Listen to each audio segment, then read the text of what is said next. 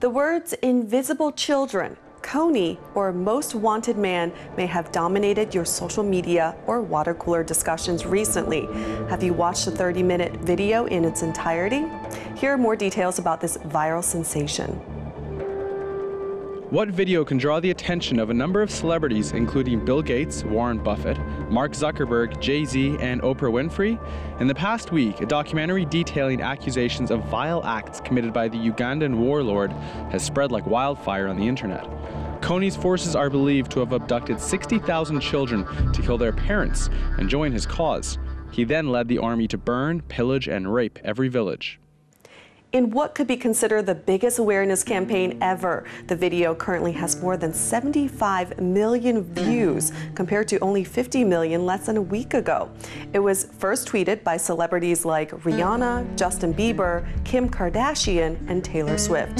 The documentary, titled Kony 2012, was posted by US-based nonprofit group called Invisible Children. The group says its aim is to raise awareness and bring Kony to justice. However, many critics question whether the film tells a comprehensive story and the true intentions of invisible children. Here are some Chinese microbloggers with their opinions. First, we have Jie Shifu. Where's the human rights police, Uncle Sam? It's time for you to take some action. Well, actually, the U.S. has listed Kony's group, Lord's Resistance Army, as a terrorist group, and in October, Washington authorized special operations trainers and military advisors to help African forces capture Kony and other leaders of the LRA. However, the group is a lot harder to find than initially realized. Kony has been able to maintain his hold over the group with his mix of quote-unquote spiritual powers and military strategy. He plays a godlike figure to these impressionable children and thus maintains immense loyalty of his soldiers. Now we'll hear from Susu. Facebook, YouTube, it changes everything. Weibo is now gradually showing its strength to people. I believe one day Weibo will be powerful enough to change your idea of the world.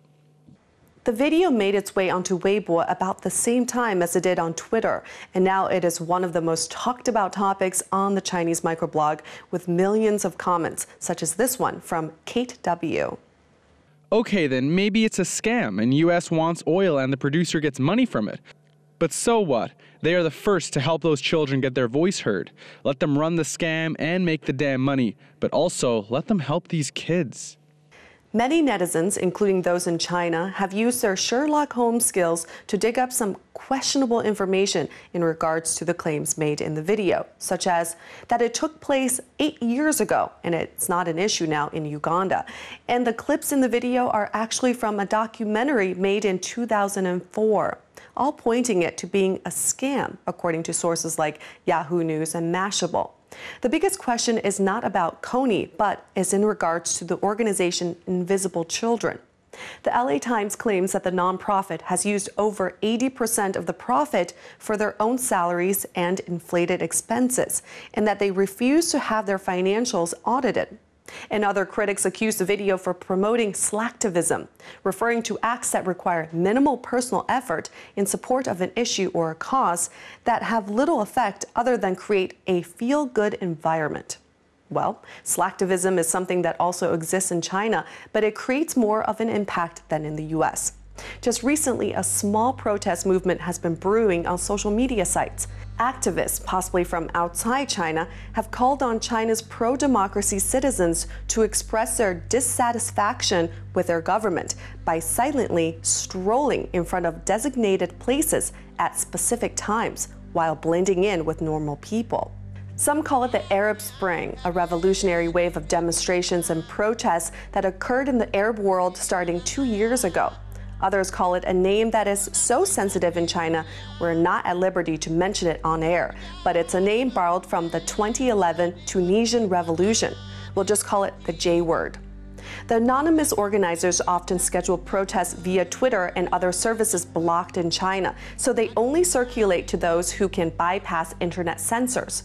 But again, these would be the only die-hard pro-democracy activists anyway. However, the Chinese government quickly caught on and has since been censoring the J word on social media sites and even detained 3 people for reposting calls for protests, according to the New York Times. Even with the government's crackdown, the movement is still growing, developing their own secret code words, which is causing officials to be paranoid about any amount of strolling crowds that culminate in public spaces.